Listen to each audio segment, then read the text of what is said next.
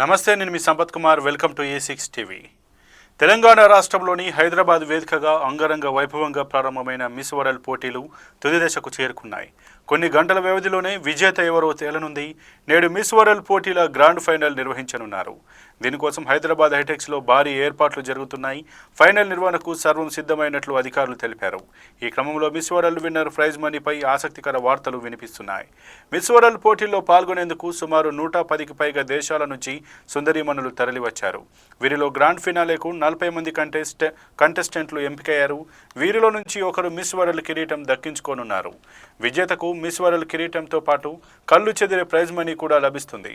విజేతకు $1 million, అంటే మన కరెన్సీలో చెప్పాలంటే 8.5 కోట్ల రూపాయలు దక్కుతాయి. ఈ prize money miss world organization ప్రధాన స్పాన్సర్ల ద్వారా లభిస్తుంది. ఇక ఫైనల్ వేడుకను వీక్షించేందుకు ముఖ్యమంత్రి రేవంత్ రెడ్డి సహా పలువురు సినీ రాజకీయ ప్రముఖులు హాజరు కానున్నారు. 150 దేశాల్లో మిస్ వరల్డ్ గ్రాండ్ ఫైనల్ పోటీని లైవ్ టెలికాస్ట్ చేయనున్నారు. మిస్ వరల్డ్ గ్రాండ్ ఫినాలే సందర్భంగా తెలంగాణ ప్రభుత్వం కట్టుదిట్టమైన ఏర్పాట్లు చేసింది. కార్యక్రమం సజావుగా జరిగేందుకు సైబరాబాద్ పోలీస్, ట్రాఫిక్ పోలీస్, పర్యాటక శాఖ అధికారులు సమన్వయంతో భద్రతా చర్యలు పర్యవేక్షిస్తున్నారు.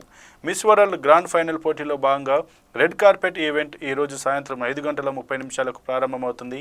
ఫైనల్ పోటీ సాయంత్రం 6:30 ప్రారంభమై రాత్రి 9:20 ముగుస్తుంది.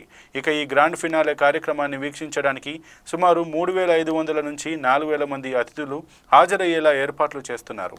అయితే పాస్లు ఉన్నవారికి మాత్రమే లోపలికి అనుమతించనున్నారు.